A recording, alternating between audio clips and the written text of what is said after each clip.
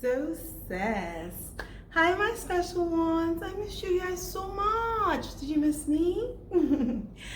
I just wanted to address a very popular sentiment that I've been seeing on social media, and also that has been coming up in my conversations with people that I know. And this sentiment is a lot of people are going, why are we shutting the world down because of coronavirus? Lots of other things are killing people. Why didn't they address those things with this amount of speed or urgency? People will always die, and this is an elitist thing. That's why they're being so serious about it, because it affects the rich. And don't get me wrong, I'm a bit too pragmatic to assume that everything happening today is just normal. There could be some kind of plots behind all this, but that's conspiracy theory. Now, because we don't know for sure. What I actually want to just talk about is some of the things that we're comparing coronavirus to that I really don't think apply to our comparisons. And I'll try and take some of them one by one. I can't do all because, short video. Let's start with poverty. Poverty is a direct result of human beings evolving and beginning to use money in exchange for goods and services. As long as we maintain this monetary system, there will always be poverty. Unless if the world leaders want to sit down and scrap it, maybe go back to trade by barter or have a different way of doing things, there will always be poverty. More especially in countries that are very capitalist in their leanings, in their economic leanings. In as long as we exchange money for stuff, some people always find a way to make more of it than others. It's also why some countries are richer than others. For example, the US has different kind of terrains where they have deserts, rocky mountains, places that are good for agriculture. So which is why all year round they can produce food for themselves. Now their neighbors, Canada, are not that lucky with physical terrain. So during the winter, they can't make food. They have to import from the US, thereby giving the US more opportunities to make money.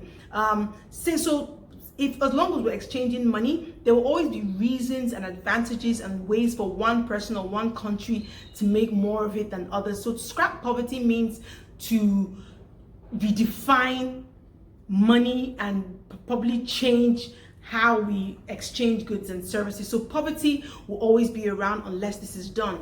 Crime is even the one I find more bizarre. Why people compare it to coronavirus. As long as there are human beings on this world, there will be crime, period. Crime has existed since the beginning of time. For the religious, Cain killed Abel, Eve disobeyed God. Now that's not a crime, but my point is people will always do things wrong, and that is just human nature. Popular saying goes, the air is human, forgive is divine. Even though forgive people, it's really good for you. But that's the point, is there will always be crime, which is why as a human race we've agreed on this, which is why we have the judicial system and why we have police, because we accept that people will always do something wrong. So you can't shut the world down because of crime that will always happen. You can't shut the world down because of poverty unless, like I said, you want to review the monetary system. Lassa fever is another one people have been comparing coronavirus to. Lassa fever, yes, it can be transferred person to person, but that is rare, and that is not its primary way of infecting people. The primary way Lassa fever infects people, if what I got from the World Health Organization is correct, which I assume it is from rats.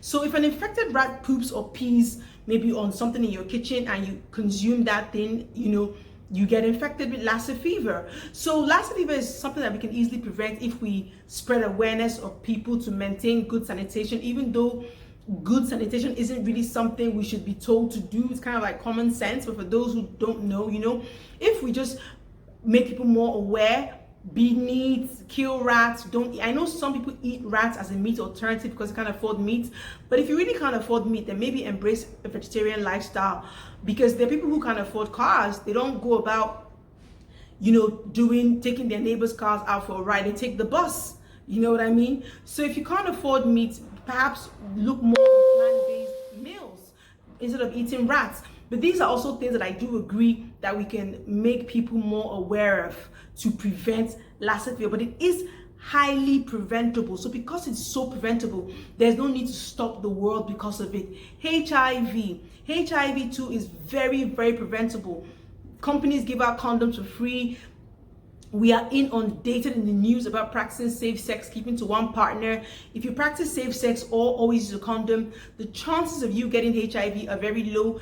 Some people even go as far as, if you want to start dating somebody, both of you go for a HIV test, check yourselves out before you start getting jiggy with it. And I think that's a very good idea. So HIV too is very preventable. Yes, you can get it from other ways like salons, syringes, but those account for probably a very minute figure in people infected with the disease. It is primarily a sexually transmitted disease. Ebola, the same thing. For someone to infect you with Ebola, that person must be really showing a lot of physical signs of being ill. You know, before Ebola becomes infectious, if my information is correct, the person has to be really, really, really down. So to prevent Ebola, when you see somebody who's kind of like looking really ill, you're not really sure what's wrong with the person.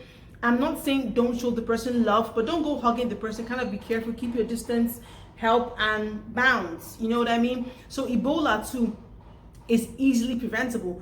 Now, the reason why the world is being shut down for coronavirus is because a normal chick, hair on fleek, nails on fleek, or a guy looking dapper with his tie can just see you and give you a hug and boom, you have coronavirus.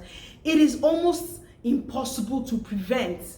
And because it's almost impossible to prevent, even though they do say wash your hands and all that social distancing and things that we're doing, but these are the things you and people are complaining about, saying it's changing the world. And that's why it's changing the world, is because to prevent it is very, very, very hard. And also, if we let it fly, it's going to overburden the healthcare system. So it's going to get to a point where every nurse and every doctor is treating a COVID-19 patient, and a pregnant woman comes in, or somebody who has something else comes in, and there's no staff to attend to you because everybody is in the COVID-19 ward. So the last thing we want to do is overburden the healthcare system, because that would be disastrous. So please, please, please stop these comparisons of coronavirus to all these other things that like I said, are quite preventable if we just take our own personal measures against them. That's my says. Always, always remember to practice your empathy. And empathy means what you don't want someone to do to you, don't do it to another person.